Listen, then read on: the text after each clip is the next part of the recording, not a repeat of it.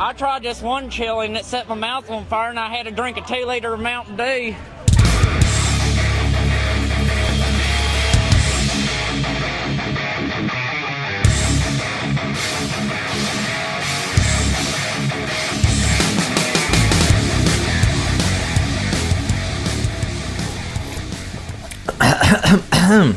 Welcome, Superhouse Podcast listeners, to episode 135. We're going to be reviewing Ant-Man and the Wasp, and then we have a special segment called Top 5 Cartoon Hidden Gems.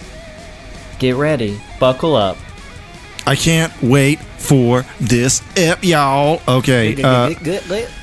Okay. And I'm joined by Andrew. Hello. Stefan. You go through life, you try to be nice to people, you struggle to resist the urge to punch them in the face, and for what? And it's me, Maddie. Sorry, I was trying to do my best Mo Sislak right there. Kind of kick the bucket. That was actually pretty good. Flaming Moe's one of the best episodes ever made. I could do better.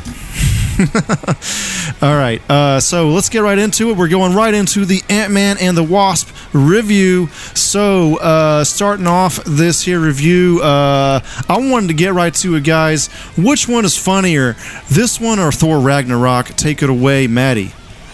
I thought you were just going to compare it to the first Ant-Man. If that's the case, I think Ant-Man and the Wasp was funnier. Really?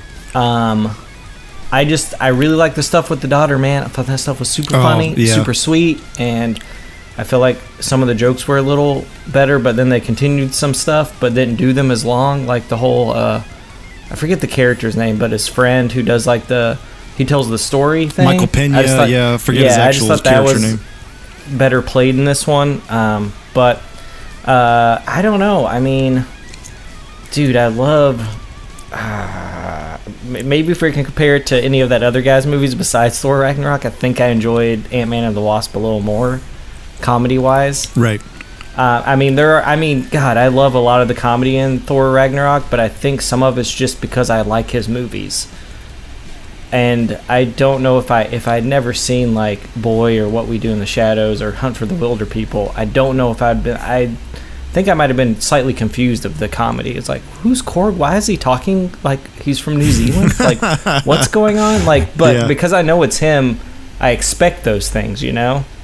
So, I don't know. I mean, this is a hard question, Andrew. Why you gotta do this? I want to start off with the good ones, and the reason is because the Thor Ragnarok was the last lighthearted one, and then of course we had that really heavy-handed one with Avengers 3. So, that one. Yeah. Just the Infinity. So I wanted to compare it comedy-wise. You know what I'm saying? Stefan, what'd you think? I think to answer your question, I'd say Ant-Man and the Wasp was funnier than Thor Ragnarok. I think Thor Ragnarok is a great movie that's like, oh wow, it's funny too, you know, like just happens to also be funny, but it is also like a fresh and lighter take on that series. So I think it did definitely stand out in terms of its comedy, but I'd say Ant-Man and the Wasp was super funny.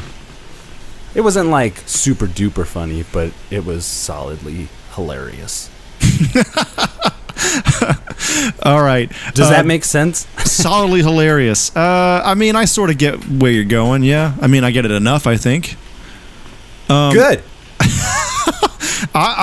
This is a really tough one for me because I've said it very many times. I'm a big Walton Goggins fan, and when he delivered that line, "This is my friend Oozman." Sorry. Oozman. The way he said that name was hilarious. The daughter was hilarious. God, where'd they get that girl, man? She's fucking hilarious, dude.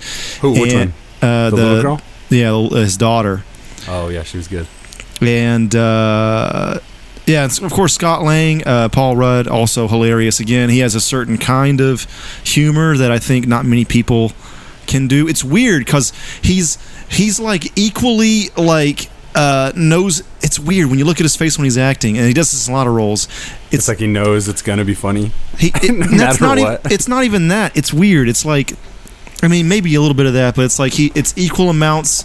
He knows what he's saying is ridiculous, and doesn't matter. But at the same time, it's almost the exact same amount of like genuineness to it too. I don't know. It's really hard to explain, man. But I feel like only Paul Rudd really does things like that and gets away with it.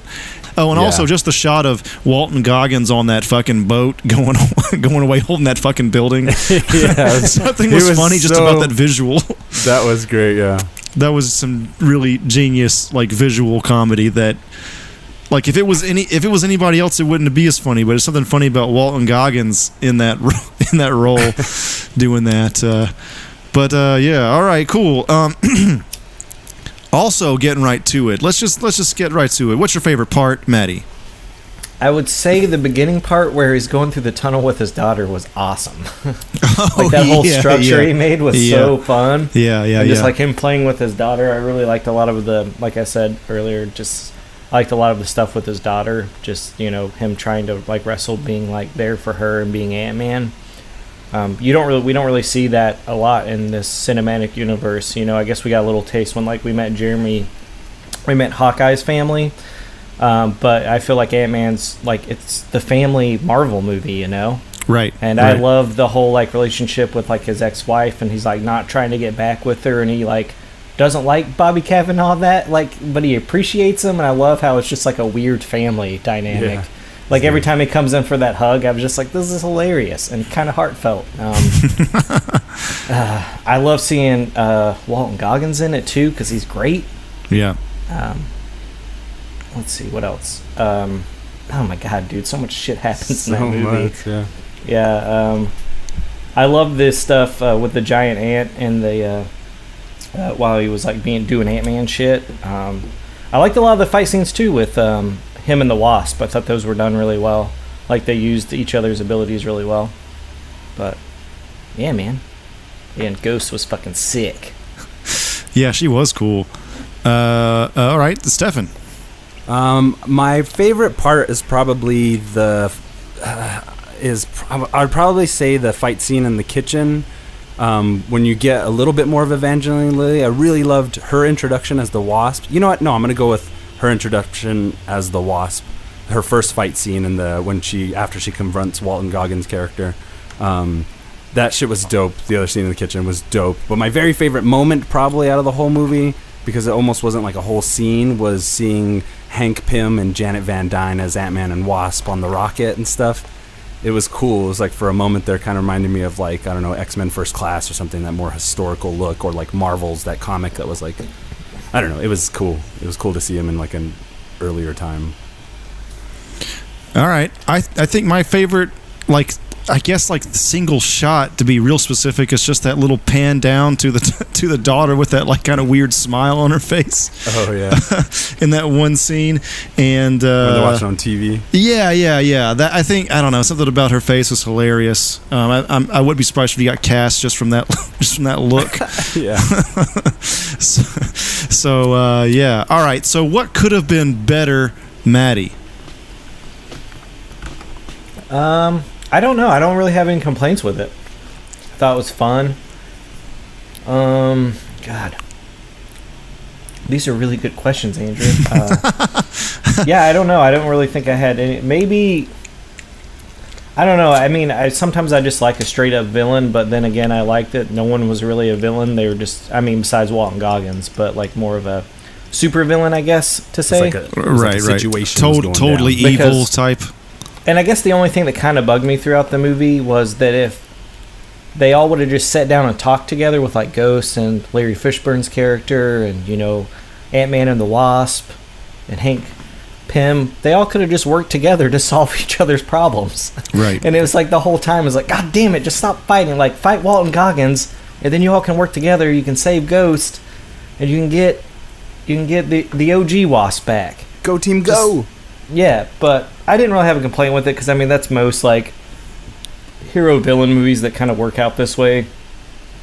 So I'm just glad that like that they didn't kill off Ghost, because I feel like she could be a really cool character later on in the Marvel universe. Yes, exactly. Yeah. So I'm glad that didn't happen.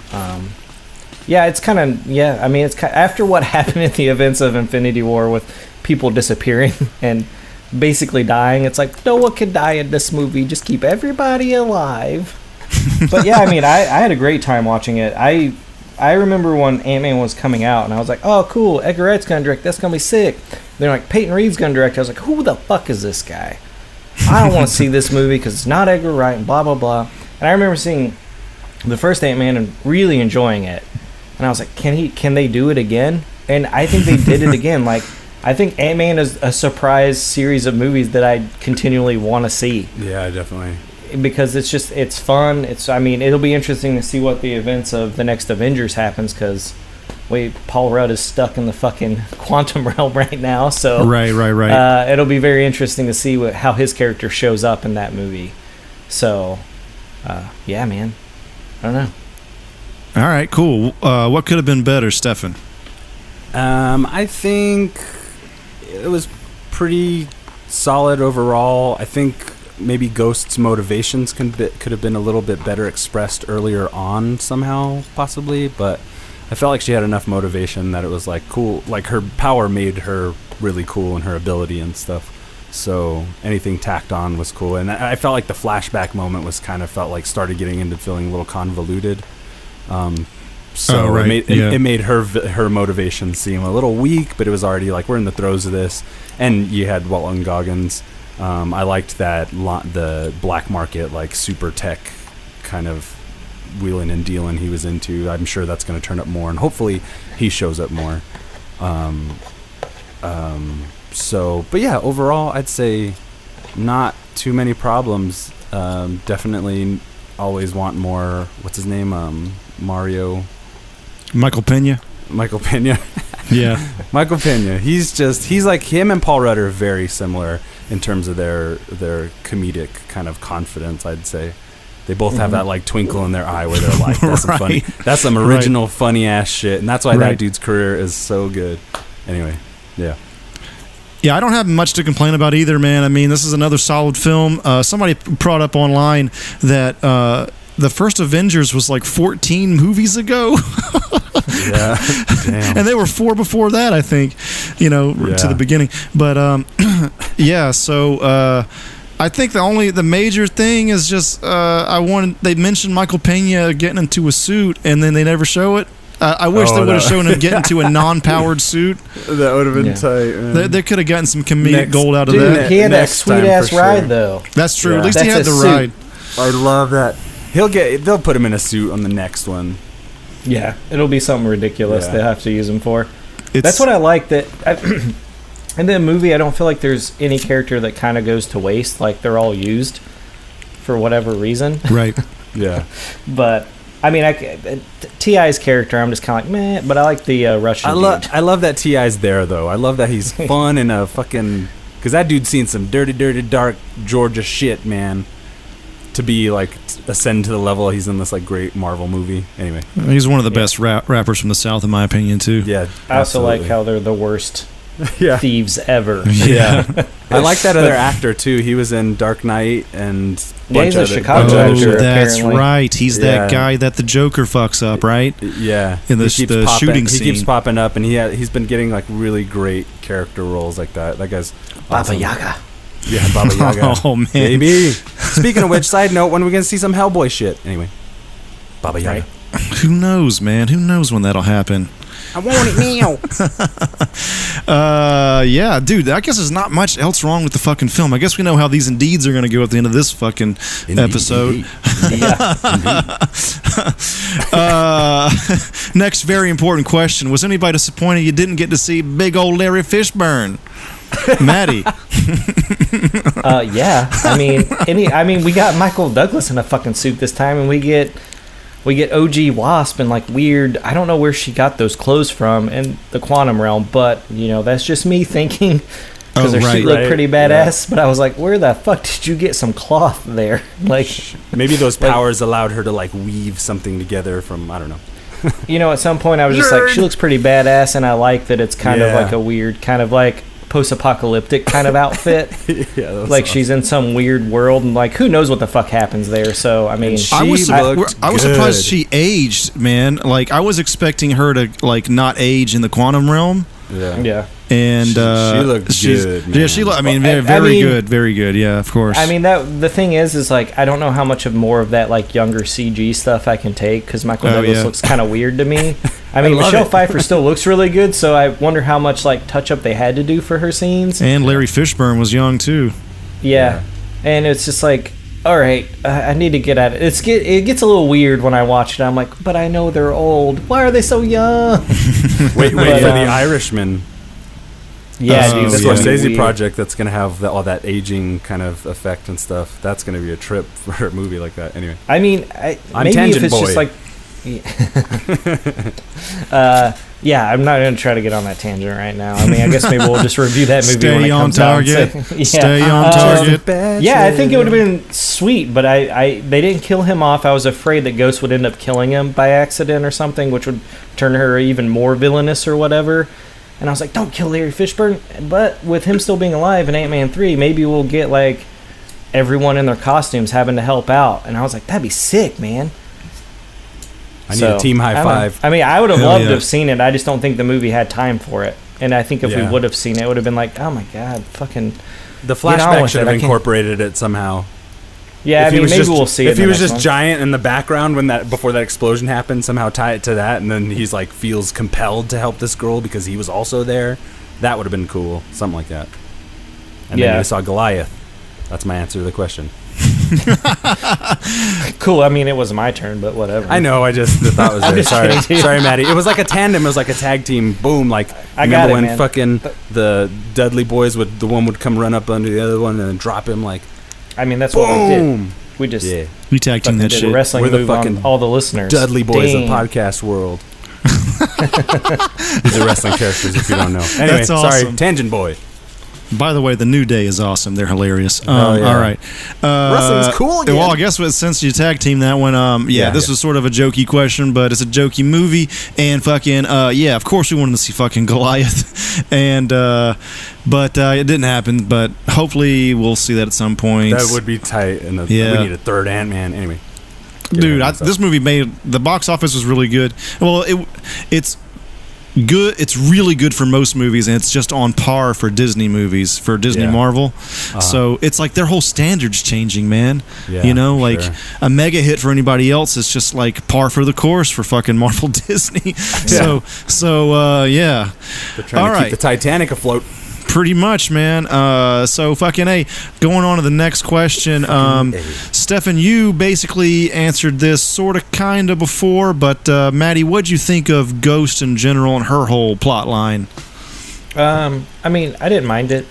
I liked her. I thought it was a cool villain, and I'm always down for villains in cool suits, and I thought her suit was fucking sick. Yeah, I did too. And I thought, maybe her motivations could have been a little more realized, but I thought they were pretty standard for like for a comic book movie. That's cool. I mean, I like that she just wasn't a villain just to be a villain, or she's like, oh, I was wrong, so I'm just going to take out everyone who uses quantum technology. It's like, no, I'm dying, and this is the only way I know to be because they trained me to be a fucking assassin. And I was like, that's fine, that's cool. I like that, her and Larry have that scene at the end where he's like, I'm not leaving you, because she got no papa, no mama no more. Yeah. And I really like that relationship that they've kind of forged, and that scene where Larry Fishburne is like, if you go after his daughter, I'm not going to help you. Yeah. And I was like, sick, because they already did that in the first movie. I don't want to see that shit again.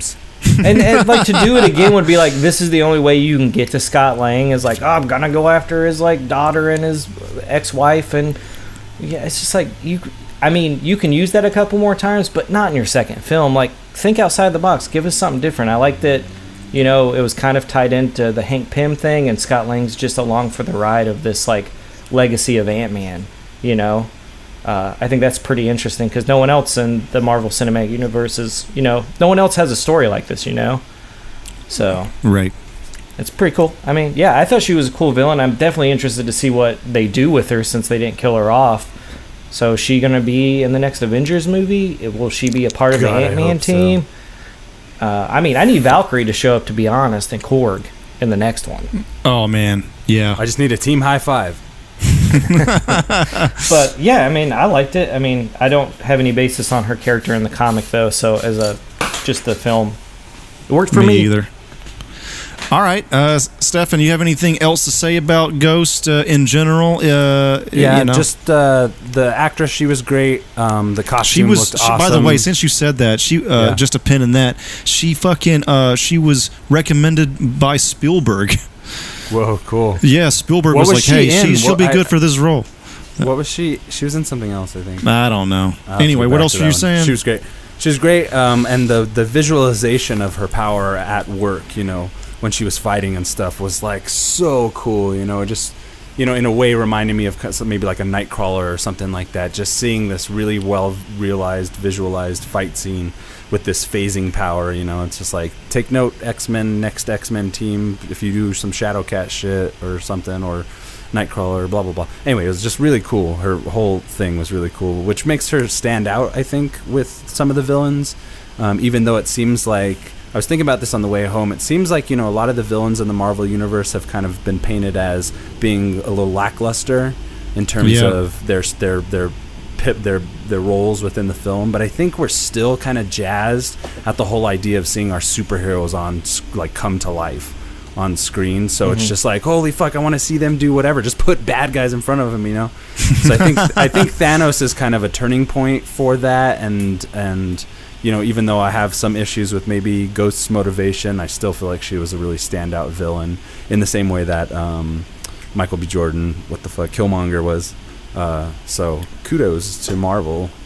Side note, she was in Ready Player One. That's right. She was the secretary badass. I love her. Hell yeah.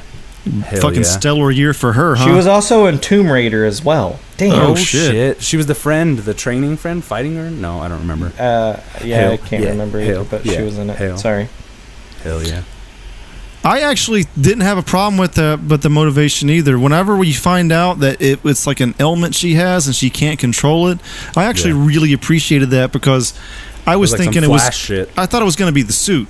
Like the whole time, I just thought it was the suit, like an Iron Man thing or whatever, or the Ant-Man, like the power's in the suit, but it's not. It's something that she has to deal with. It's like a cancer of some sort. So, and then I know it's been done 1,000 times before, and but still, I thought it was kind of cool, and like you do get a little bit of the. Do the ends justify the means? Like, she's willing to like kill a kid, take the daughter for a second there, and like Larry Fishburne's there to kind of stop her from doing some crazy shit, but she's just a little evil. She that's where she becomes a villain. She kind of crosses that line, or she wants to, at least, to meet her ends. So that's what makes the difference between a hero and a villain sometimes, I think. So I appreciated all that stuff. So I thought it was pretty cool. And all right, moving on. Crunchy. What about Walton Goggins, everybody? Maddie, what'd you think of him? I watch Walton Goggins in anything, any day, anytime. The dude can just command a fucking screen, man. I mean, I think it's kind of weird because I just rewatched Hateful Eight not too long ago, and he's so good, dude. He's also in Django Unchained. Yeah, and just the when Terry, with certain dialogues, and you let him run wild, he's fucking amazing. I'm just gonna sit back and think about how lucky I am. Yeah, and I so Tomb Raider and this don't use Walton Goggins to the best of his acting ability, but I love when he shows up on screen. I really wish he would have been maybe a major villain within the Marvel universe, because someone who would show up time and time again. Because I think he's such a good villain. He really needs to just have that moment, not just be a sleazy arms dealer anymore. I'd love to see him play some kind of rogues gallery of some character, The Riddler.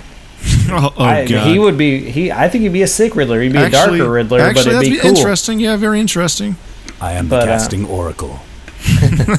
But yeah, I mean, I love watching him in movies. He just when he's on the screen and he's doing his part, it's he knows what he's doing, and that's I don't know, man. I'm in love with him. That's what I'm gonna say it. I love him. All right, Stefan.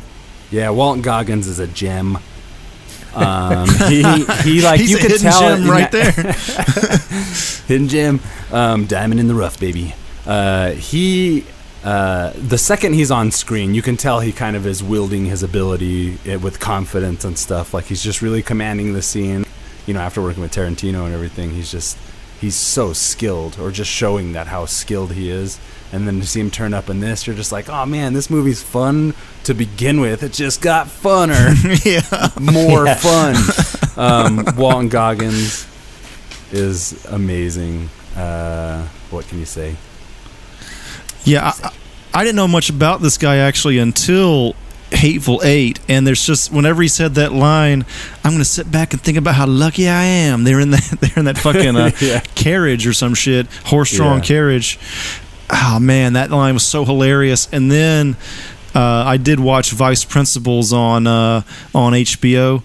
Dude, again, it's not like I feel like you get 100% Walton Goggins in Hateful Eight. And then Vice Principals is dialed in around 75, 80. And maybe Ant-Man's around 60, 65%. But yeah, you get a bunch of gems in. I love those Jody Hill movies and TV shows. Eastbound is my favorite. Yeah. Walton Goggins was not in Eastbound and Down, right? I don't Sadly enough. Yeah. He was in a show called Justified, though, the first season. Oh, yeah, and he's really good in that. Oh, he's the villain in you it. get the full Goggins in that one. Moving on, what'd you think about Pfeiffer's storyline and the quantum realm in general? This is kind of a multi-part question here. And also, what powers did she gain? Did she gain some shit in the quantum realm, like quantum healing? Maddie? Dude, she fucking healed Ghost for a little bit anyway, or made her better, because at the end credits scene, he has to go in and get healing shit out of the quantum realm. Oh, yeah. To help Ghost, they even mention that, and then he gets stuck there. Right. Spoilers. Yeah, I mean, quantum realm. I thought it looked sick. The tardigrade field was fucking awesome and terrifying. Yeah. When they were getting closer, I was like, Michael Douglas, you got to get the fuck out of there right now. They're cute. Like, come on. Eat you. Right. Yeah, they're cute, but they'll eat you. Because I think he has that line where he's like, Scott never said how beautiful it was. And you're like, yeah, but those tardigrades are coming your way. Yeah, right. That was really cool, though. I love that callback. That was nice. Yeah, I thought all that design stuff is like super trippy and super awesome, and like visually it's cool to look at. About Janet, that was cool. I just I have a lot of questions about what goes on in that realm, but I don't think we're gonna get anything really answered till maybe a third Ant-Man or maybe an Avengers. Like Scott may say a couple of things, like how he gets out of it or something. I don't know. I mean, it's cool. I just don't know a lot about her. Or if it was ever in the comics that she, like, I assume that's a comic thing that she was there, then they pulled her out. I thought she was going to come out and be slightly evil, so maybe she'll be a villain. That would be kind of cool. A healing villain. That would be interesting. She seems like she can use those powers for anything, but I don't know the extent of them. I mean, maybe if it's in a comic. Well, they are all alone at that big house. On the beach. Oh yeah, that was a cool scene. I mean, I'd be interested to like read or like hear some theories for sure about her. But yeah, I thought all that stuff was fucking dope. I mean, I'm glad they went back. I assume that's what this movie was mainly going to be about, was trying to get her back. But I was like, how'd she survive? And she's like, I got powers. And I was like, cool. You can just survive in the realm. That's fine. And age. I don't know. Yeah. I'm not a smart guy, so I just believe it. Whatever you say, Marvel. Basically, unless I read the Ant-Man issues where I was like, that makes no sense because of this issue. This is supposed to happen, and she's supposed to. When she comes to the real world, she's supposed to turn to dust. Can that be a T-shirt? What? Whatever you say, Marvel. Yeah. Yeah. Sure. Superhouse. Whatever you say, Marvel. Oh man. All right, Stefan, the fucking Pfeiffer shit.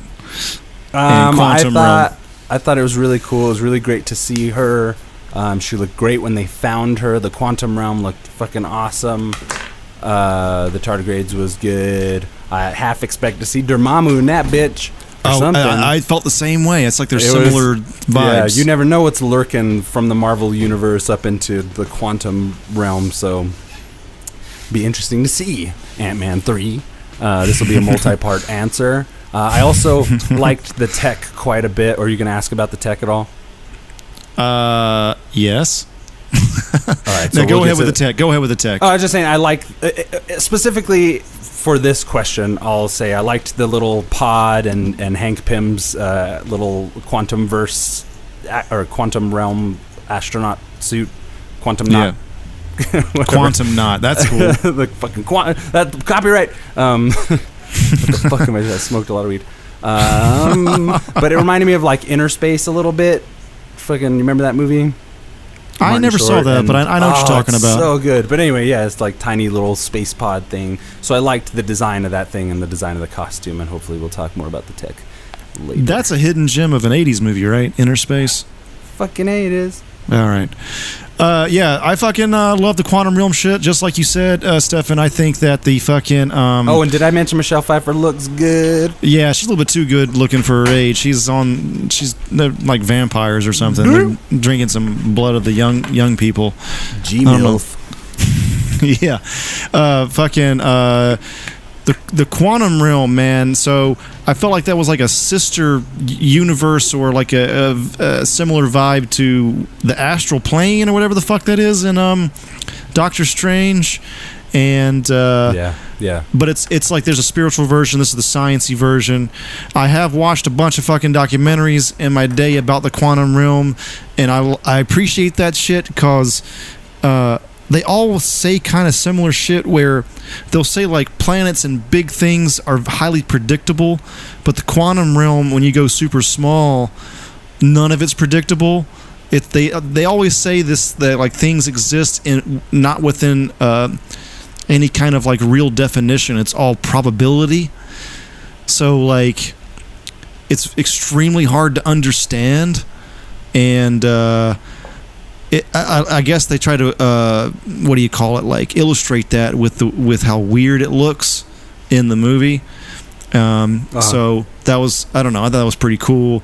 Yeah. And as far as like the power she gains, I guess she's like a quantum healer now, but does that connect with any Marvel character in the comics? Is she supposed to be somebody now? Let's ask Google. But nobody knows offhand. No, I've never gotten into like the Ant-Man comics. Yeah, me either. So I actually thought the character was a little bit lame before these movies. Who, the Ant-Man?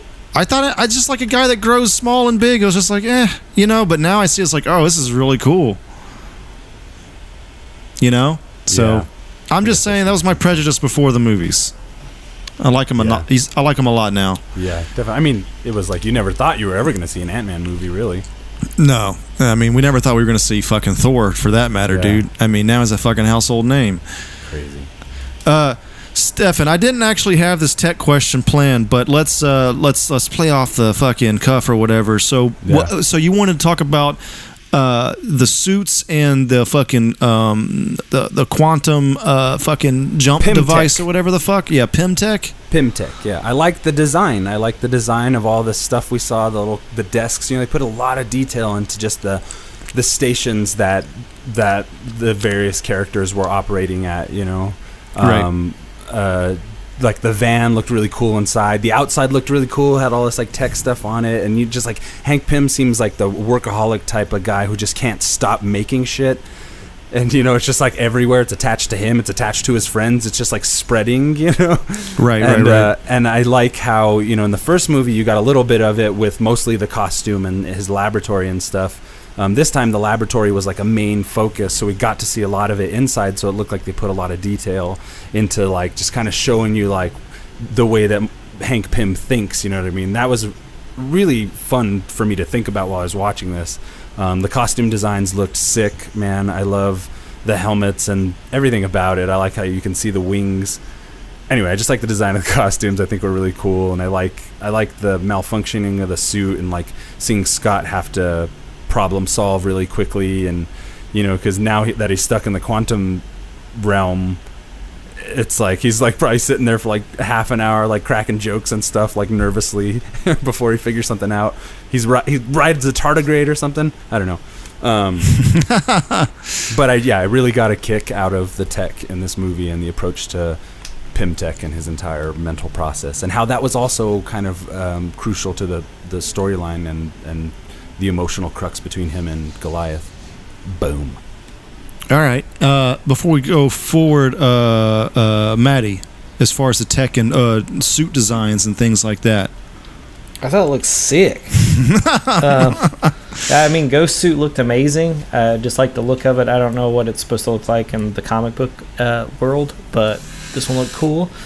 I like the little bit of upgrade that Ant-Man got in his like suit that fucked up all the time, which was a hilarious bit when he turned that little baby child version of Ant-Man. Oh yeah, that little kid, like third grader.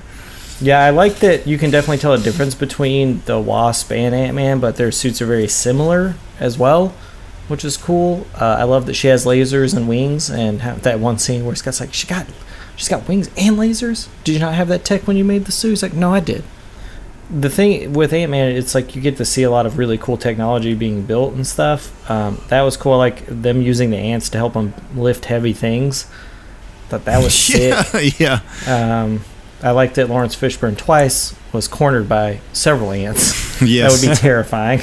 And ants drumming on a drum, electronic drum set. That's pretty sick too. Yeah. I didn't really, again, like I said, I didn't really fucking have this question planned, but I do like the suits quite a bit. I think, I like the Wasp suit more than Ant-Man's suit. Something cool about that color and overall design, and the wings, of course. I think that's very fucking cool. And lasers. I love how she would just retract them so effortlessly, running across the knives and everything. Yeah, God, I love Evangeline Lilly. That's my favorite part of this movie. She's a welcome addition to the MCU. I love her so much. Couldn't take my eyes off her, man. Yeah. And Ghost suit as well, fucking great. The quantum machines, they were good, but they didn't like stand out to me overall. Just the fact that one was in a fucking like van and they can shrink it to whatever size they need, which is really cool. One of the things, this is kind of jumping back to a previous question, but I guess another very small thing is I could have done more with them, like changing the size, like the size like with the table salt and the Pez dispenser. Yeah. I could have done with even more of that. Like I thought that was so cool, like to turn regular household items. Yeah, I love bigger. He's riding the pickup truck and stuff like a scooter. And definitely more of those kind of ideas are welcome for sure. There's so much mileage too with the comedy with like the stereotypical like car jump, but it's a fucking Hot Wheels sized car. Yeah. Like that goes such a long way. We're running right through this shit, guys. I guess we've had a lot of practice doing this shit. Okay. We're old. Yeah. The FBI guy, Randall Park. That was also kind of unexpected little bit of comedy there. Did you guys have any thoughts about this guy? Yeah, he was awesome.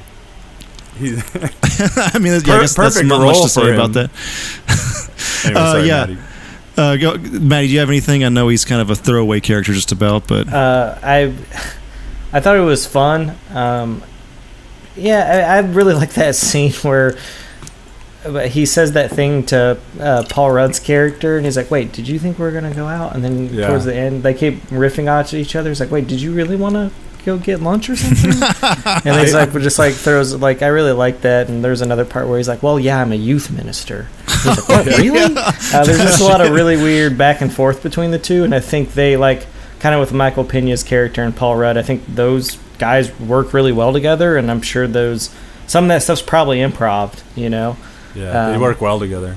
So I like the interaction. I don't think I necessarily needed it, but it was like an added little bonus of comedy, and I think, like most people have said, and we've said here, it's like it was much needed to just laugh and feel good about a Marvel movie again. Right. Just like it was a much needed, like, all right, I can breathe now till the next film.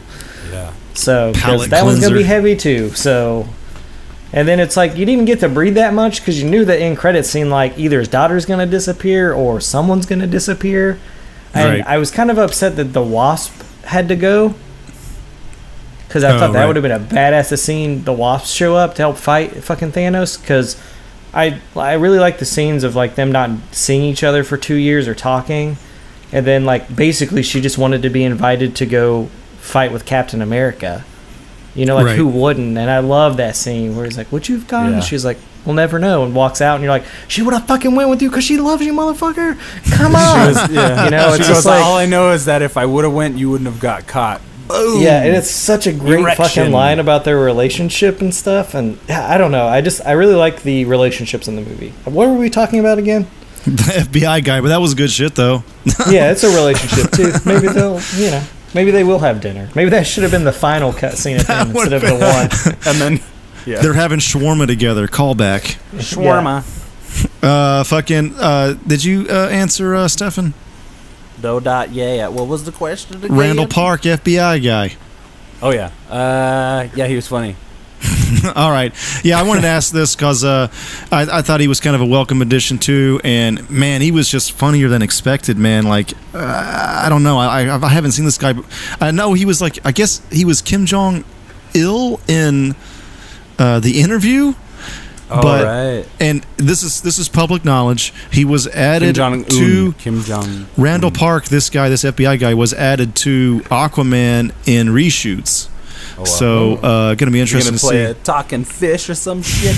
I don't know, man. I think he's another like agent of some kind, but I'm not exactly sure.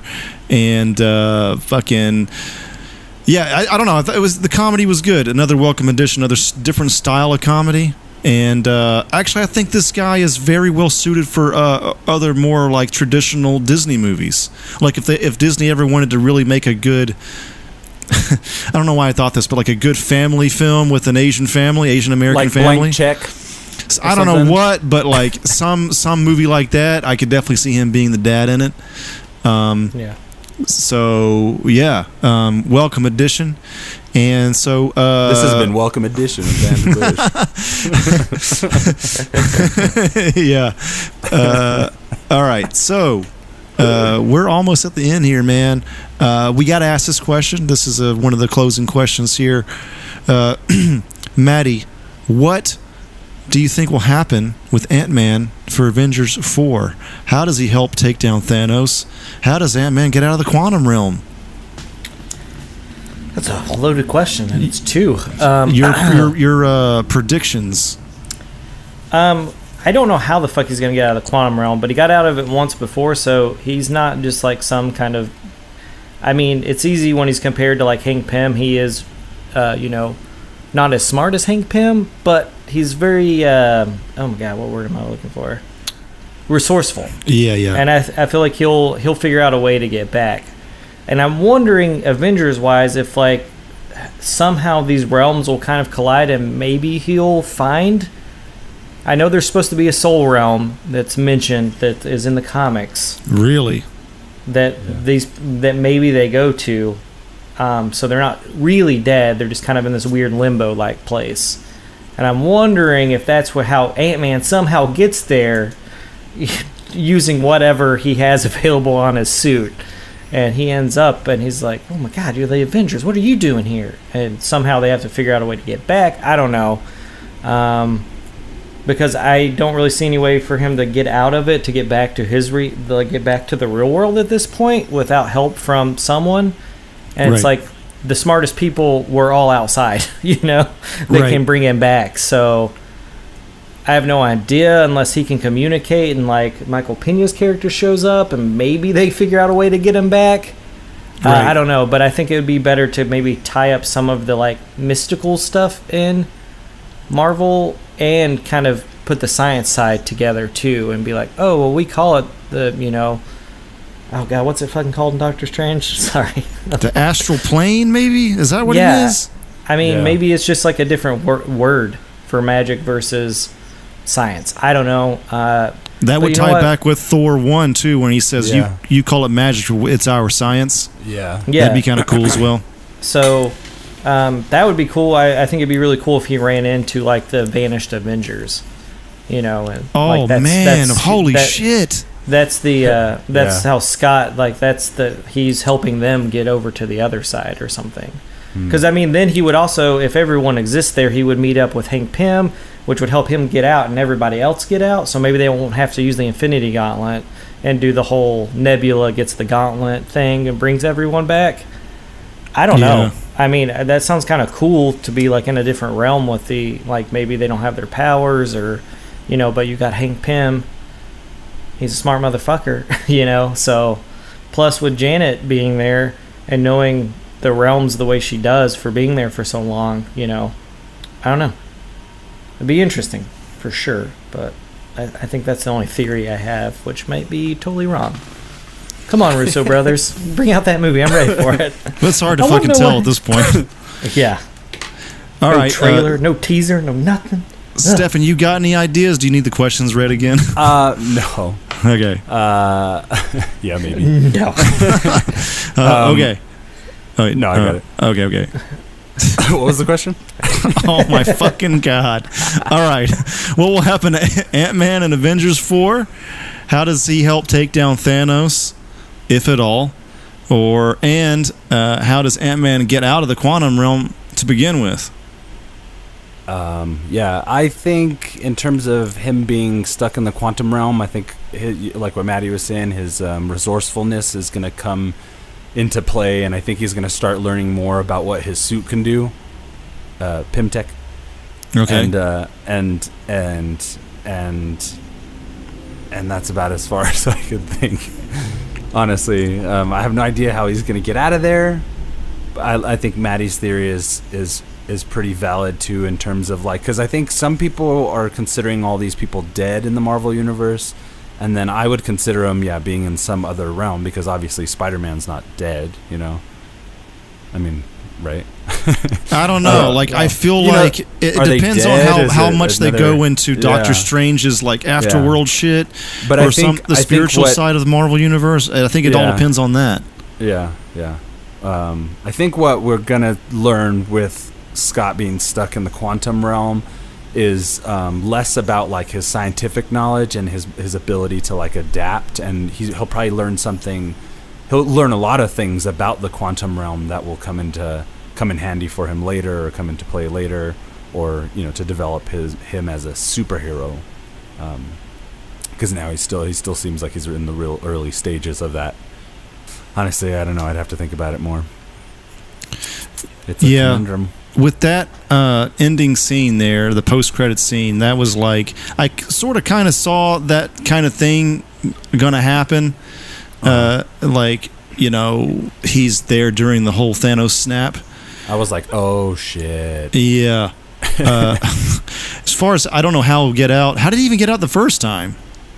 He used the big growy device. Oh, he just kept on growing. No, I mean, he shoved that thing in his belt and hit the button so it would make him grow big, because he had those discs he could throw to make things small and big. Yeah, I forgot about that. He was able to resize himself back. I've only seen the first movie one time in the theater. Yeah. And that was one of our first Superhouse episodes, by the way. We reviewed Ant-Man 1. He might be able to use that healing energy or that canister to suck some kind of energy that will be useful in his in his situation, because that seemed like a really powerful tool. Maybe he'll heal somebody, some fucking weird entity in that quantum realm, and then they'll be like, all right, let me help you get out of here. I just think people at Disney Marvel are smoking DMT. At least for Doctor Strange, man. Well, maybe even this one too. Anyway. Who knows? As far as how he gets out, I gotta say it might have to do with Captain Marvel. I don't know how her powers deal with going to the quantum realm. I don't know much about her too much, but Kevin Feige said that she's the most powerful character in the Marvel universe, at least is the cinematic universe. So we'll see how that happens, but I don't know at all. I wish I did. So we're near the end, everybody. So let's start counting them Indeeds up. Final thoughts, and how many Indeeds do you give this movie? Maddie.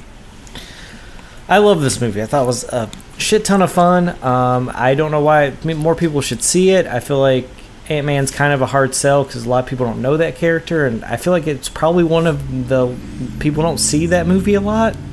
But when they do, I feel like my roommates and I watched it, and they're like, "That movie is really fun." I was like, "Yeah, dude, it's fucking Ant-Man. Come on, it's Paul Rudd."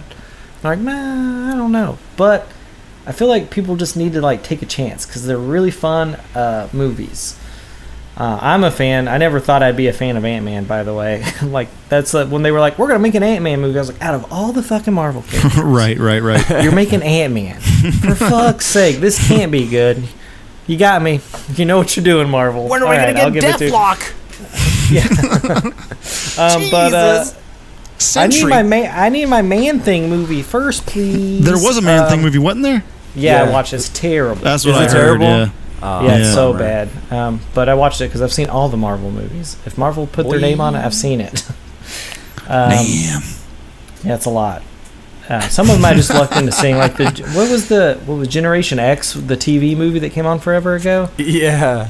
Yeah, I've seen that one. I watched it. I was so excited when that came out on TV. I was like, I don't even know that much about those characters, but I was excited because it was like as close as I was getting to like live action X-Men. That'd be cool.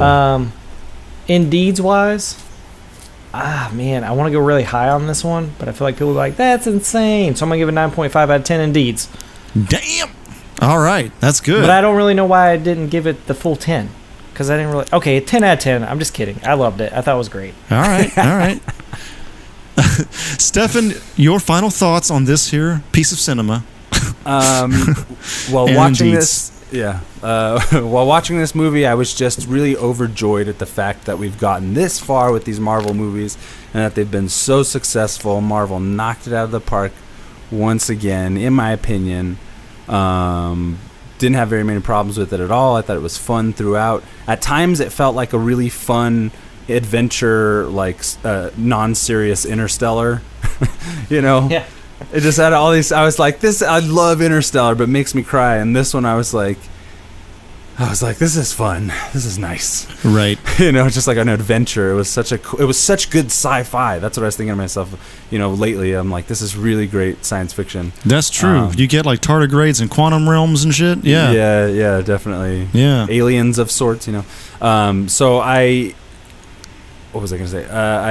Everybody turned in amazing performances. Like, not a single moment was wasted on screen, I'd say. I think everybody really, like, came at this one at the perfect angle. It just was, like, really good. I think, you know, a lot of the women I know, a lot of my friends, they were the most interested in Ant-Man and the Wasp out of some of the more recent Marvel movies. Which was cool to hear, you know what I mean? I think, you know, it's like these are the big movies now, and so now, like, women are getting a lot more invested in the on-screen heroes and stuff. Not that they weren't before. But, yeah, out of Indeeds, I'm going to go ahead and give this one, because it has so much goddamn fun, 9 out of 10 Indeeds. Awesome. Yeah, so I am very strict with giving it a 10 out of 10. I don't know how often I'm going to be giving out those. I throw that shit around. I throw it around. Like confetti, bitch. Fucking, I'm going to give this one 9 out of 10. Like, yeah, this, I mean, any kind of gripe, it's going to be very minor. Again, no Pena suit, and could have done with some more big Pez dispensers or something like that. Hell yeah. It'll be interesting if we ever get to all 10s. That'll be like, what the fuck? 10. Fucking amazing. Yeah. Fucking somebody It'll call the never happen. police. Superhouse It'll never happen on this exploded. podcast. Somebody call the fire department. Oh, we're losing our minds. It's so good. I wanted to Batman. Oh yeah, Ooh, I don't want to maybe jinx it. Knock on wood right now. Everybody knock on wood. it's possible. I That's a didn't say that. I didn't say possibility, that. dude. I That's a didn't say it. I possibility. didn't say it. Fucking Maddie's been maybe this is going to be like a backdoor pilot or whatever, but I'm thinking about adding a new section to the show called Theater Experience. I had one this time too. I love it. But before we get to yours, Maddie, let me just get mine out of the way. Fucking, there was some dude behind us that was like, he might have been slightly on the spectrum, but he fucking every time a joke would like somebody would say something funny, he would literally laugh like he would laugh funny. He laughed like a fucking comic book character, like like fucking the Adams West Joker, Cesar Romero. Moments like that, you know, we're living in a simulation. Just saying. It was so fucking weird. And then whenever they showed the quantum realm stuff, he goes, "Oh, he was in the quantum realm." Like, said it like that. And it wasn't a joke. Like, this guy was 100% serious. And like everybody was looking back at this guy.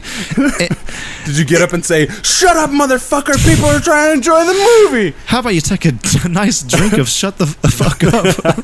A nice cup of shut the hell up. And he's like, "This person's mad at me." Yeah, dude. It was, yeah, exactly.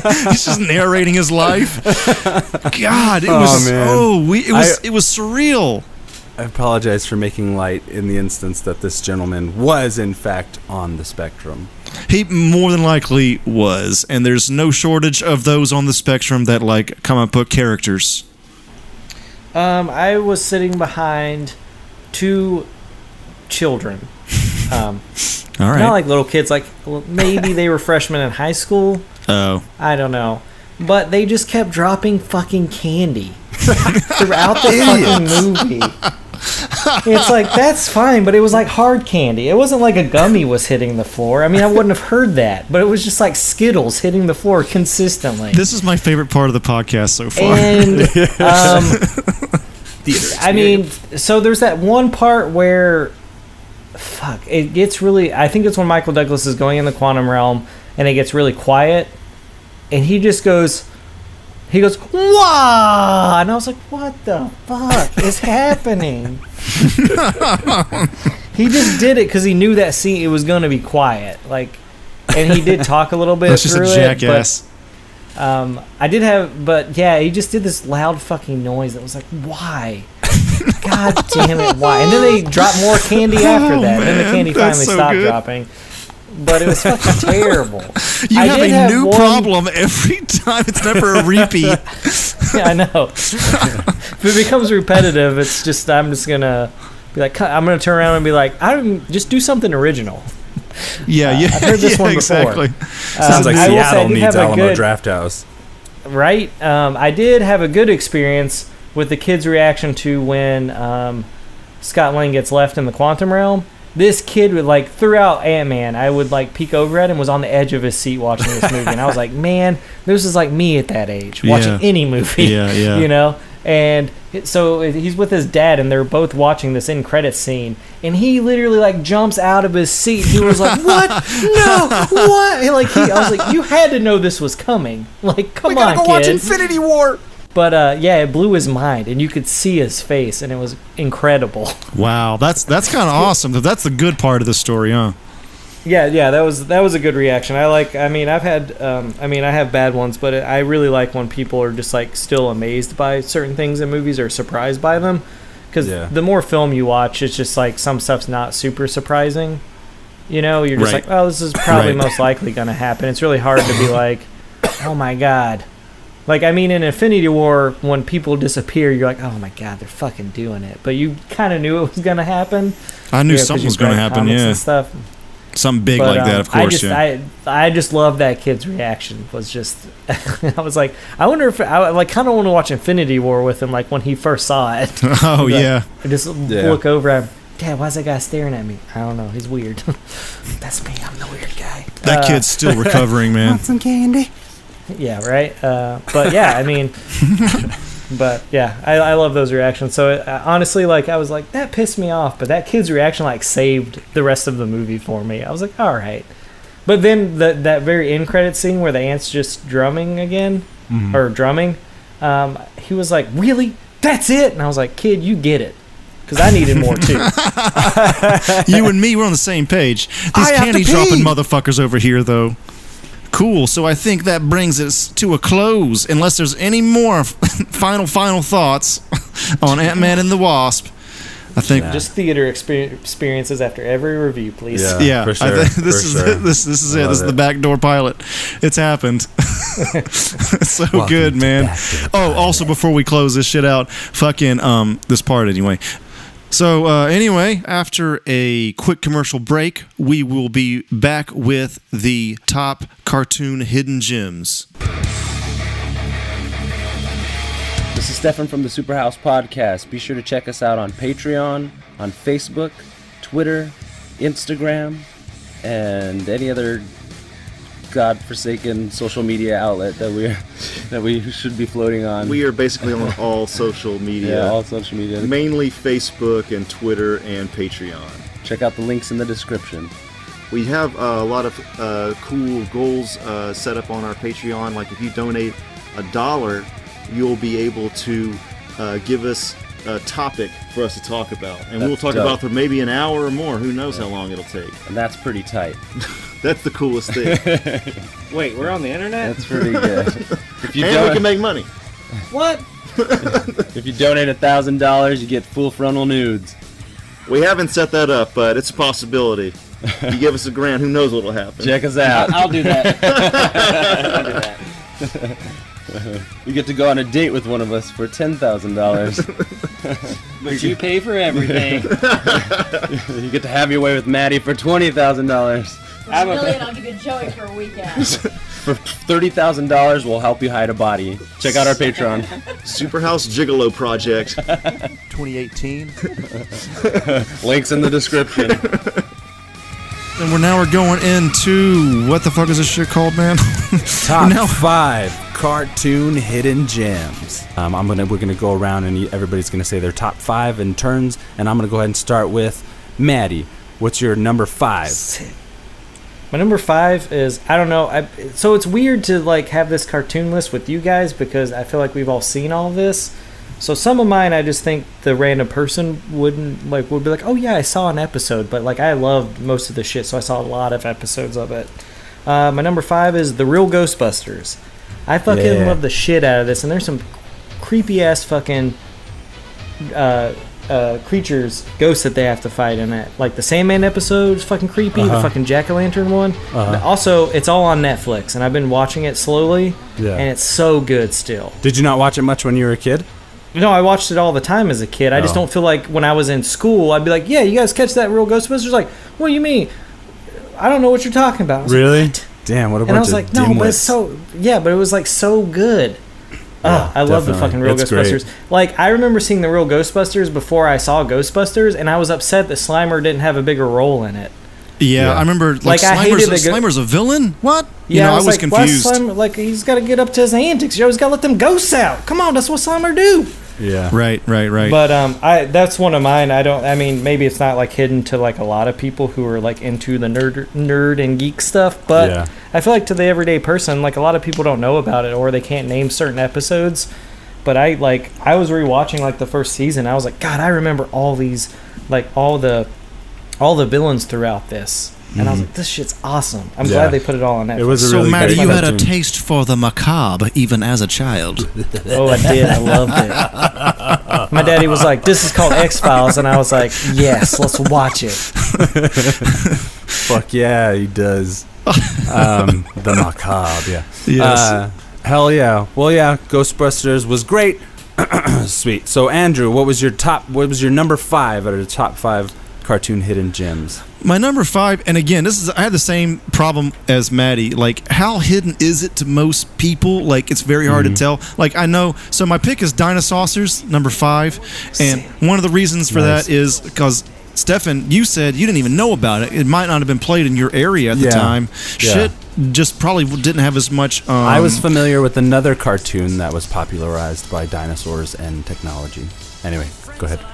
Yeah, I actually have some wiki information here on Dinosaurs for the listener. Dinosaurs is an animated television series that was in the United States and Canada, produced by Deke. Remember that shit? DIC. Yeah, Deke. they did. They did a lot of VHS. They were always on, I think, USA when I lived in Alabama, I think. Like, I remember they were always part of that. They were originally plans by Galoob to release the Dinosaurs toy line, and prototype figures actually were produced, but the line was scrapped before the show was even canceled. The show follows the Dinosaurs and their battles against the evil Tyrannos. Each group is composed of intelligent anthropomorphic dinosaurs and other prehistoric saurian species. The Dinosaurs are also allied with 4 humans, and they're known as Secret Scouts. And it has a real badass intro. I kind of wish... This is another reason why I think it's a hidden gem.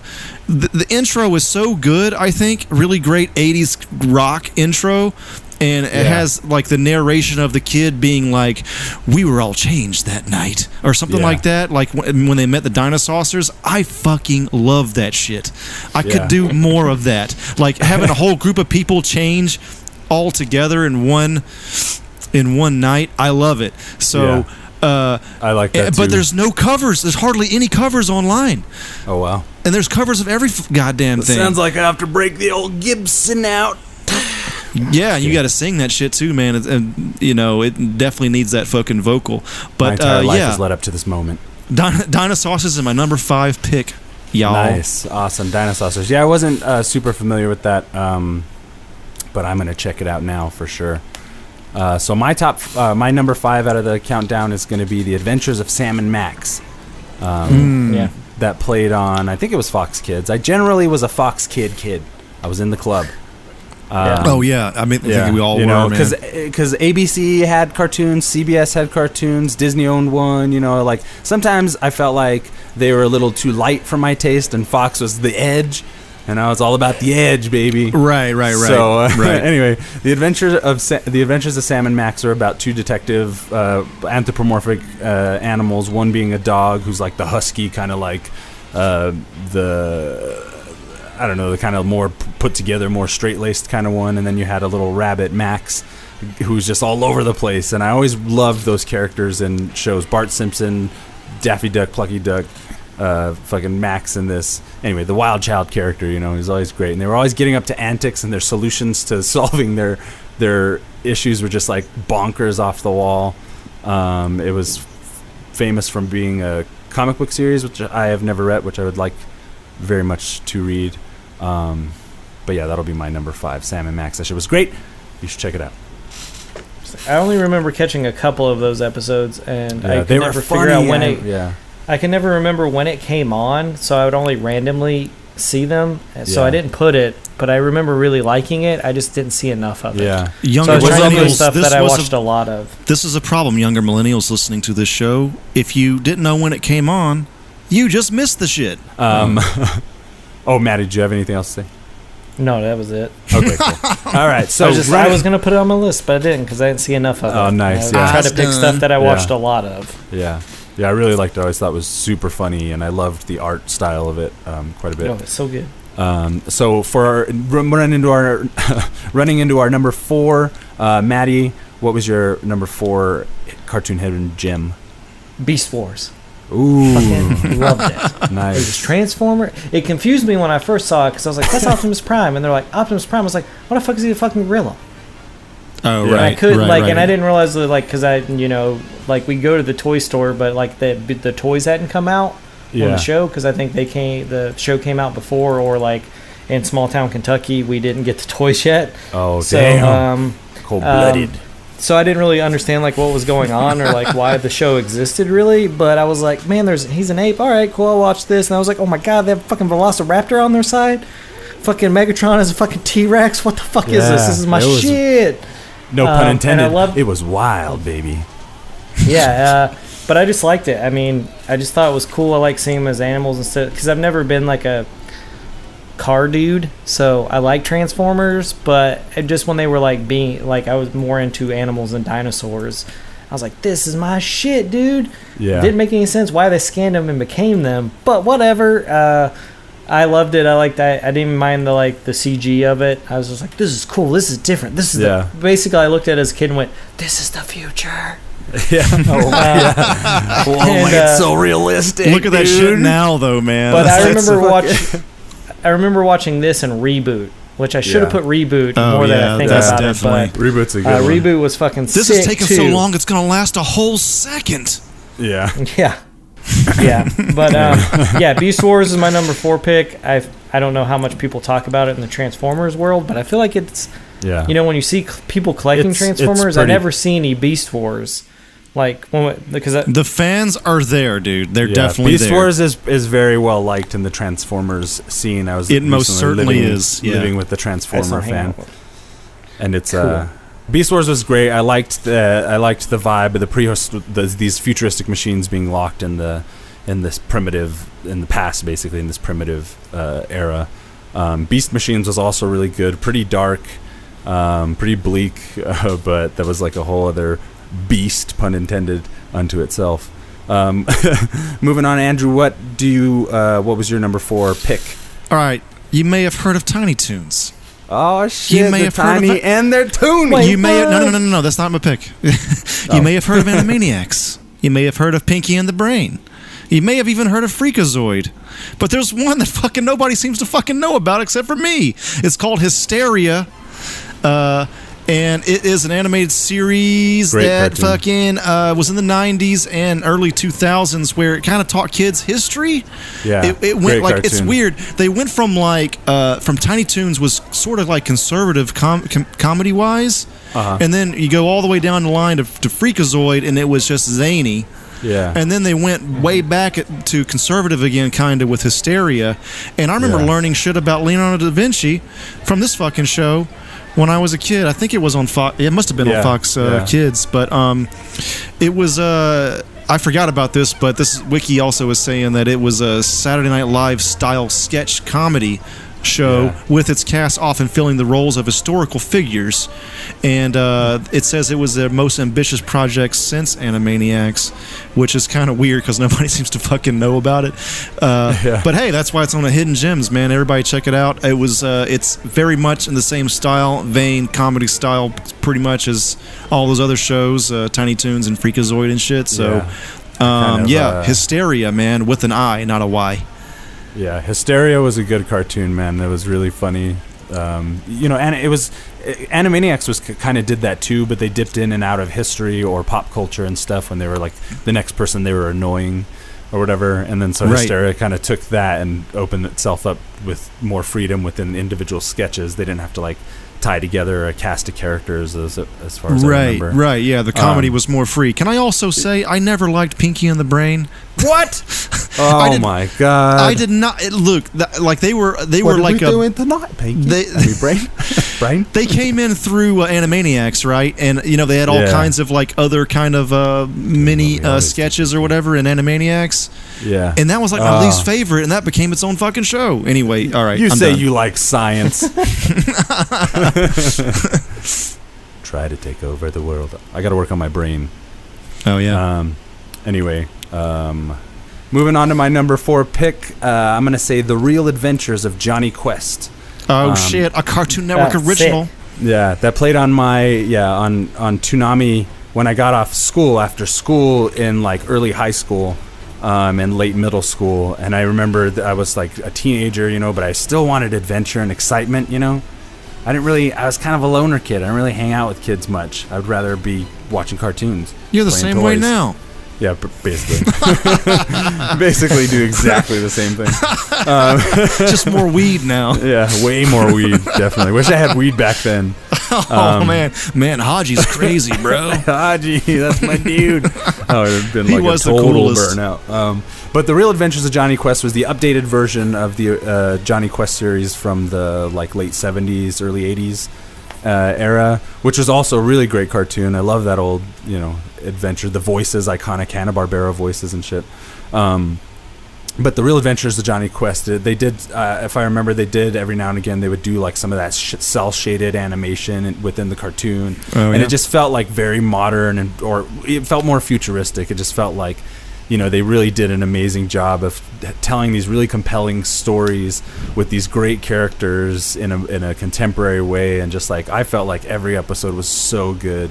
And I know a few people that I know watched it as well, but it never pops up in conversation. I think I remember this show. So this is a time when Dexter's Lab and Powerpuff Girls and Johnny Bravo were big on Cartoon Network. Yeah, they're all comedy shows. So for me, I watched it a little bit, and I remember at the time it felt like this is Cartoon Network's premiere action show. Right. Yeah, and it was just so damn good. It was like meat and potatoes. It was awesome. I love Johnny Quest, and I'm having an inkling to go back and watch a few of the episodes, whatever I can get in. Good shit. Yeah, did you ever watch that show, Maddie? Johnny Quest. Oh, I fucking love The Real Adventures of Johnny Quest. That was my shit, and you'll see it. You'll hear me talking about it real soon. Oh man, that's good. Moving on to our number 3 pick. What do you say, Maddie? Andrew already said it, but it's my number 3. Dino Saucers. Hell yeah! I just love it. It's dinosaurs. They talk. Yeah. I've never fucking seen this show. You should be watching that shit. Okay. It's good, man. You'd like it. I think cool. you'd like it. Is it so? All right, we'll move on with the list. We'll keep going. Yeah, definitely got to see Dino Saucers now. Yeah. At least watch that fucking intro, dude. Holy shit. Okay, I will. One of the best 80s intros in ever. They were also fucking good, man. Those They Korean were. animators They were were. cranking it out, man. You didn't get Dino Saucers. I didn't get Mask. I didn't know about Mask to the internet. Oh, Mask was cool. Yeah, Mask almost made my list, but I feel like that one was kind of popular for the time. So there's a few that maybe were hidden gems that I wanted to pick, but I felt like they were kind of popular. Anyway. Yeah. There's a lot of them actually. There's so many good fucking cartoons, man. I love it. Yeah. All right, so Dino Saucers for Maddie as well. Ting ting, gotta watch that shit. Stefan, you slacking. Andrew, what's your number 3 pick? You still have a gun? So, did you guys ever watch Two Stupid Dogs? Yes, dude, nice. Yes. I fucking love that show. We watched that so much, man. That's so funny. I love Two Stupid Dogs. It's a 2-parter, but they're part of the same show. The Secret Squirrel. Yes. God, dude. Morocco Mole. And Morocco Mole. Oh my God, dude. I love that shit. And they had that character that old dude that was like, isn't that cute, but it's wrong. Yeah. It was good. It was like a Ren and Stimpy that wasn't so fucking gross and nutty. Right, it was just the stupidity of it was just so artfully done. It was like a cute Dumb and Dumber, but they were dogs. Yeah, and you're like, basically. And I have a very personal attachment for some reason about dogs in movies, especially in animation, and whether or not they got it right, because that's how I feel about dogs. And I felt like Two Stupid Dogs nailed just the behavioral kind of things and had a lot of fun with that. And it's the best cartoon ever. That's such a good pick, man. It is. I loved it, man. Yeah. So that's my number 3. Yeah. Nice, Maddie. Okay, Stefan. I'm so sorry. You were fucking this up, Stefan. I'm very stoned. No, it's fine. Don't worry about it. It's funny. It's hilarious.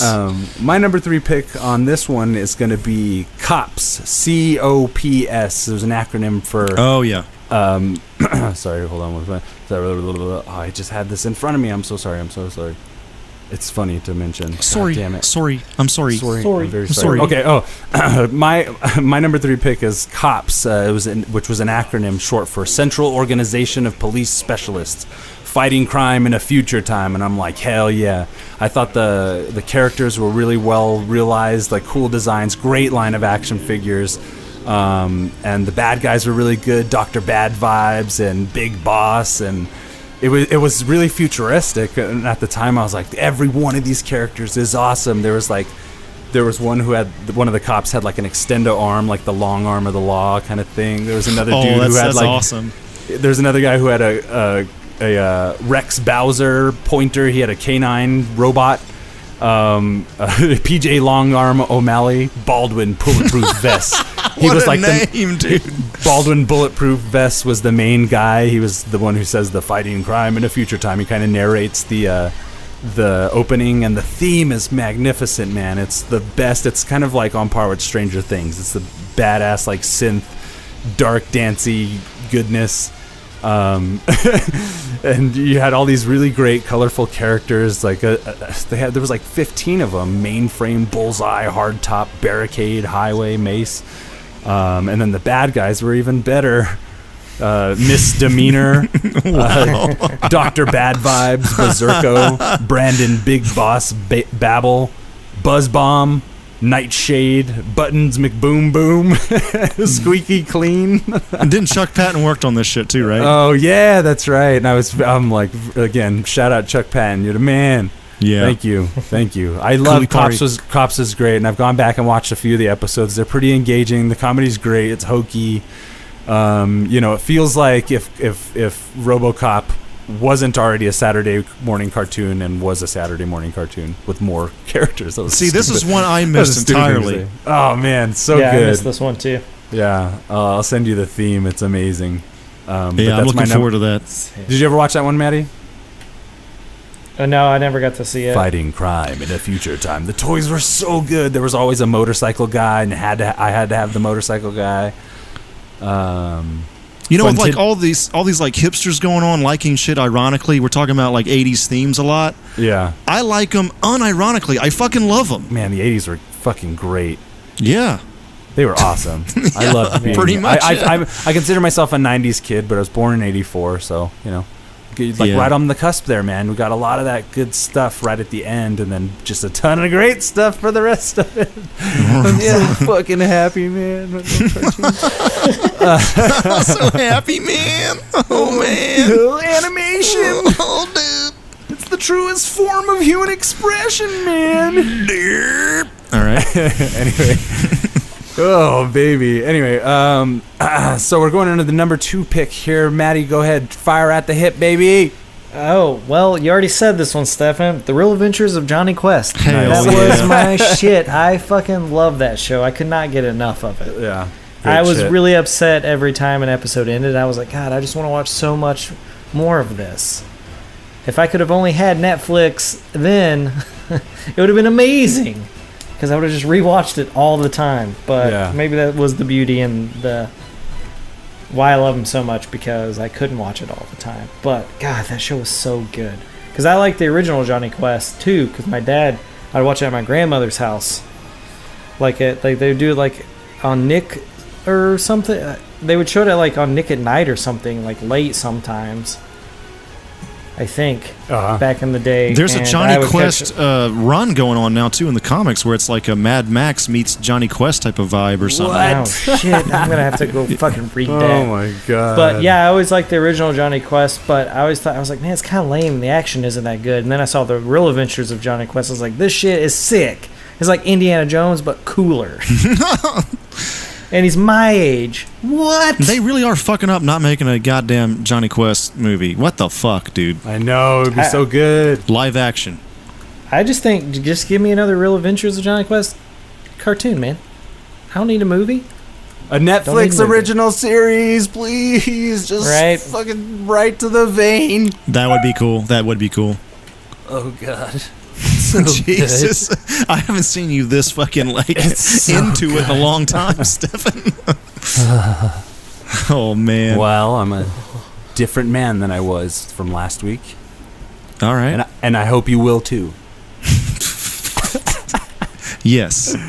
Woo! All right, so number 2 pick. Yeah, great series. Number 2 pick, Andrew. Sorry, I just feel like I should comment on everyone that said like you're a host, being a good host. Yeah, man, I got to put a little effort in this time, you know. I get we you. We've all seen past performances. Yeah, I got it. I had a hard time with number 2 for some reason. I know that's weird, but because you're a punk. I put Turbo Teen. There was only 13 of these, and one season ran from 84 to 85. Don't know how I caught it, but it's literally about a teenager that can transform into a car, a sports car. I know this show. Yeah, I know this show. What is it called? Turbo Teen. Oh my god, dude! Andrew's like, "Fuck yeah, hell yeah." I mean, it was weird because do you like REO Speedwagon too? Yeah, and as far like I remember, like if he got hit by water or something, he could turn into fucking turn into the car or something like that. Like they were like washing his hands, and his hands turned into to the wheels or something. Yeah, it's a weird fucking show. It was very weird, but that was the 80s, everybody. So, yeah, only 13 episodes, but yeah, that's my pick. Nicely done. What was it again? I'm sorry. Turbo Teen. Turbo It looks Teen. like Turbo Frank Teen. Welker was also a voice on this. Yeah, Turbo Teen. I came across that one kind of doing a little bit of research. I'd never actually seen that. I got to check it out. Sounds dumb as hell, but I'll look into it. It's just a weird hidden gem. I don't know if it's like an amazing hidden gem, like as far as, I guess it's number 2 because of how hidden it is. Wow. All right, cool. I'll have to check it out. AJB picks, man. You got to do it. You got to do it. Don't mess with that. My number 2 pick on the top 5 cartoon hidden gems is going to be The Adventures of Bucky O'Hare. Oh my God, yeah. I wanted to put that too, but it was another one I had only seen a couple episodes of. Okay, yeah. Did you ever watch this one, Andrew? I watched. This is the thing. It was hard to find in my area. I think I saw one episode when I was real young, and I remember the toys and I remember the NES game. A lot. So I was pretty familiar with it, even though I hadn't seen the show. I think I actually owned the toy, like of him. Yeah, such good toys. The designs. They just re-released a new kind of like classics line of these toys. They got their hands on. With the Bucky O'Hare and then the duck with the forearms. I forgot what his name was. Anyway, I might have even rented the NES game, but I just never really saw maybe one episode. Dead-Eye Duck. That's his name. Dead-Eye Duck. What a badass. Darkwing Duck. Anyway, Bucky O'Hare. So for the fans that don't know or have not heard of this one, great cartoon based on a comic book series from late or 78, 79. It looks like 80 ran till about 84. I don't know. The storyline of Bucky O'Hare follows a parallel universe where war is ongoing between the inept United Animals Federation and the sinister Toad Empire. The United Animals Federation is an interplanetary republic run by sapient mammals, while the Toad Empire is controlled by a vast computer system known as Complex, with a K, all capitals, which has led to the highly consumerist toad population to fight an expansionist campaign against the rest of the galaxies. We're talking rebels and war and interdimensional, or not interdimensional, but it's another dimension. This wacky dimension where this all-out war is happening with these anthropomorphized alien animals, and it's fucking incredible, man. I don't remember watching the entire series, but I remember watching, at least like 10 episodes. Honestly, I'd like to get down on that. I'd like to get my hands on those toys, and the comics obviously would be cool to have. But that's my pick for my number 2. Hell yeah! So to round out this list, I know we all thought long and hard about our number 1. Maddie, what do you say? There was only one true choice: Gargoyles. Whoa. By Disney. I for fucking sure. love this show. Nice. And I don't feel like when I was in school, kids were talking about it. And I was like, I'm just going to keep it to myself then. Yeah. But I loved all the characters. I loved everything. It was kind of like a darker Disney show, which was sick. Yeah. Yeah, it was. Kind of their answer to the Batman the Animated Series at the time. Yep. Yeah. And it was just so good. And I remember for a while I could like catch it all the time, and then every once in a while it would just like pop up with like a rerun, and I'm like, oh my God. Because I remember they used to do like those marathons back in the day for cartoons too, and I would watch Disney and be like, God damn it, Disney, give me that Gargoyles marathon now. But I had so many of I had like most of the figures and stuff. Yeah. Like I could not get enough of it. And to hear that Jordan Peele wants to make a fucking animated Gargoyles movie, oh my God, I love you. I know. That's some fucking good ass news right there, isn't it? That'd be tight. I mean, even if it's not a movie and a new series that he just has control over, fuck, man. Like, Netflix original, right to the brain. Dude, I want right to the cortex. Please just don't Disney XD it, because it's so hard to watch. Oh yeah, that's true. Yeah. But yeah, that's my number 1 pick. I feel like we all know about it here on this podcast, but I don't know, man. I just love that show, and I don't feel like enough people know about it. Definitely a solid number 1. I think. I think you're right. I don't think I heard much people talking about it when it was around, and I was like, "Are you all aliens? What's wrong with you?" Gargoyles is amazing. The involvement of Star Trek cast members doing voices, the toy line. It's ripe for a reboot for sure. and I'm gonna go back and watch some of those episodes. Gargoyles was the shit. Nice pick. All right, Andrew, what's your number one, man? Bring the heat. Man, mine's based mainly on how hidden it is. I don't even know if any of you guys have seen it. So it wasn't even a series. I think there was only like 2 or 3 of them. So it was part of this cartoon series called What a Cartoon on Cartoon Network. It was called Yucky Duck. It was really it's really like, it's by Fred Seibert, if you remember who he is. It made just a bunch of like kind of weird. It's weird slash. Yeah. I don't know what you call it. Like, it was slightly like Ren and Stimpy, but like really shitty animation. Yeah. But there was something kind of cool about it. Yucky Duck, huh? Yuckie, and it's just this. It's ridiculous, but I did watch it several times, pretty much every time it was on, I think. And this, I believe, was part of some vote that Cartoon Network had to get the first Cartoon Network original show on the air. This, because kids, if you're listening, Cartoon Network was not, if you even know what fucking Cartoon Network is anymore, but it wasn't really defined in the beginning. They used to just play fucking Bugs Bunny and old Johnny Quest and a bunch of other shit. They didn't have their own fucking cartoons for the longest time. Maybe my area got Cartoon Network really early on. I don't know what it is, but they would, so there was this vote for Dexter, Powerpuff Girls, and Yucky Duck. Guess which one didn't win? So so it was all part of that, and that was in 1995. So yeah, Yucky Duck, mainly not because it was super awesome. It was pretty good, and I did watch it a lot, but just it does have a weirdness factor to it. Cool. And it is definitely pretty much hidden. Yeah, I have not heard of that. I'll have to check that out. Yucky Duck, baby, get on that Yucky Duck. So I think for my list, I tried to kind of dig pretty deep. So I do have a list of honorable mentions that I won't go into in like super detail after. I've got one honorable mention. Okay, cool. Yeah, cool. Me too. Hell yeah. But my number one pick is going to be a cartoon called The Bionic Six. Do you guys remember this cartoon at all? Yes, I do. I remember the name. Yeah. Bionic Six, it was kind of, I don't know how closely based it was off of, like, the Bionic Man, the Bionic Woman, but it was like an animated series that played off of there being a family. They had like 2 of their own kids, a helper assistant, and then like an ethnic adopted kid. You know what I mean? So it was like, I'm sorry, I don't know the terminology to use right now. I get you. Much love, one love, much love. Oh man. But Bionic Six was awesome. It was like the families, they were given superpowers by the marvels of modern science. It says in the opening.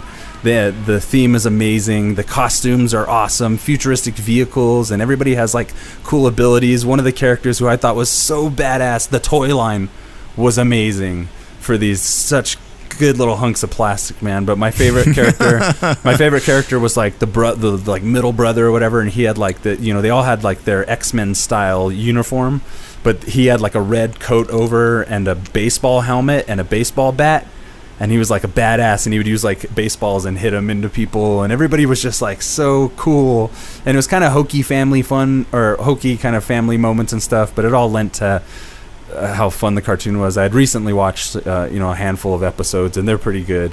Great adventures and really cool concepts. They don't dig super deep, but they really get into like the whole miracles of modern science, and how science can create the bionic family, and then the villains come in. I don't remember much of the villains in there, but really great cartoon. The theme is amazing. Check it out. I'll send it to you guys for sure. Yeah. Okay. So before we move to yours, just want to state that I thought one of you guys was going to put this on your list, so I think it deserves a mention, and it would have been on my list, probably in the top 3. I think it deserves mentions. Dino Riders. So because I building it up because I didn't want to spoil it, would have been higher on my list, but I think it's there to mention in competition with Dino Saucers. Dino Riders was my shit. Great toy line. I'm very surprised neither of you guys picked it. But anyway, I saw more Dino Saucers than I saw Dino Riders. Okay. I had a lot of Dino Riders Fair toys. Enough. Maybe it was a region thing. I don't know. I was more, I think I was aware of Dino Riders, but Dino Saucers played more in my area, and but just to run through my honorable mentions real quick, this would have made it higher on my list, but again, I was trying to go for stuff that I felt like was pretty obscure. So Exo Squad is my first honorable mention. Matt Johnson, that's his favorite, like, of all time. So good, great toys, good cartoon, great concept, like interstellar, space opera, war, kind of remind you of Starship Troopers. It's really what Starship Troopers should have been if it's kind of closer to the book. Anyway, my next honorable mention is the Men in Black series. They also did the Godzilla series. Good. Really good animation, really quirky. The Men in Black series did what I think the sequels couldn't, and just had really good J&K adventures, really cool aliens, great animation. My other honorable mention is Barnyard Commandos. I was so into that for like yeah. a month or two when I was a kid, bro. Yeah, a great line of toys as well. I don't remember too many episodes. I just like the concept. These like anthropomorphized cows and barnyard animals that are going to war with each other. A lot of war cartoons back in the late 80s, early 90s, but hey, fuck it. The state of the world, the world's world. My other one is going to be James Bond Jr. on my honorable list. Really good fun, good spy stuff, great toys, inventive stuff, very futuristic. He was kind of a punk kid. Always remember the end of it. They're like, "What's your name?" James Bond. James Bond Jr. It's like, da-da. And I was like, hell yeah, off to school. Mighty Max was also a really good one. Great little, good. Yeah, great little clamshell playset kind of toys with little mini figures. Who are also it's the brother series to the Polly Pocket series. But I remember this was an early morning cartoon. Oh my god, I forgot about that. Yeah. The idea of a kid being transported into some strange dimension and making allies and fighting some great cause just really captures my imagination, and Mighty Max set me off for adventure every day before school. And you know, I ate my cereal and I was into it. Mighty Max was great. Last two, Super Dave, the Super Dave Osborne cartoon. I know exactly what you're talking about. Yeah. If you're familiar with I forget what his name. He's in Curb Your Enthusiasm. I forget what his name is in that, but the guy who played Super Dave back in the day, the comedian, he's also on Curb Your Enthusiasm. But anyway, his voice is so iconic to me; it makes me nostalgic to hear it. Super Dave was my dude, man. I love the there was bumbling. a Japanese character too, right? Yes, I think there was. Yeah, Fuji. Yeah, that's right. I love the idea of the bumbling stuntman and everything. So good. Super Dave was great. And I looked up just to add to that. I considered adding that to my list because I was really into that for a while. I love Super Dave. It's about a stuntman, like an Evel Knievel type of guy, and apparently I didn't know this at the time, but they. From season 1 to season 2, like the Asian American League asked that they change the representation of Fuji because it was a little bit too stereotypical. Yeah. Love Super Dave. And then last, I feel it's good to mention is Attack of the Killer Tomatoes, which I think is one of the earliest animated series I can remember ever watching. Also, Swamp Thing, Ink the Cat, blah blah blah blah blah. So many cartoons. Swamp Thing aired 5 episodes. Yeah. The toys I looked up that shit too. Yeah, I actually do like those animated Swamp Thing toys as well. Yeah. Anyway, so those are my honorable mentions. I had several. That's my list. You guys got Maddie? You got some honorable mentions? I do. I have more that now that we've started talking, but I'll run through them. Tales from the Crypt Keeper. Was the kids cartoon version. I mean, I watched both, but it was nice because I would watch I watched Tales from the Crypt Keeper, and my dad would be like, "You want to watch Tales from the Crypt?" I'm like, "Hell yeah, dude! That's like 2 episodes, sick." They's titties in that one. Yeah, they is so many. Pirates of Darkwater. Nice. Oh my god, I do. Ren. I was not like you guys watched Johnny Quest. Like I actually, this kind of tells how we are now, right? Like I didn't watch a lot of the action cartoons except for I guess Transformers and shit. But I did watch Pirates of Dark Water all the time for some reason. That show really got to me. Yeah, it was good. Street Sharks. Nice, Street Sharks, baby. Godzilla the series by the Men in Black guys. I really liked it just because they would work with Godzilla a lot, and I always thought that was really cool.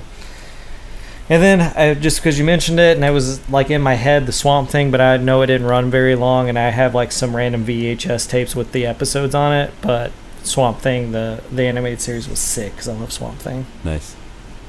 I only have one, and it's one that I didn't watch as a kid, which is why it kind of wasn't on my list as well, but I think it does deserve a mention because I have watched it recently via the internet. It's Visionaries, Knights of the Magical Light. Yeah. Those are great toys, too. Yes, science fantasy media franchise consisting of a line of action figures from Hasbro, released in 1987, and had a comic book series by Star Comics. And the toy line was not successful, which led to both the series and the comic being canceled after a short run. It only had 13 episodes, but I watched this recently. Great designs, great look, great opening song. Kind of mixes science and fantasy how it wants. I think mainly fantasy, though.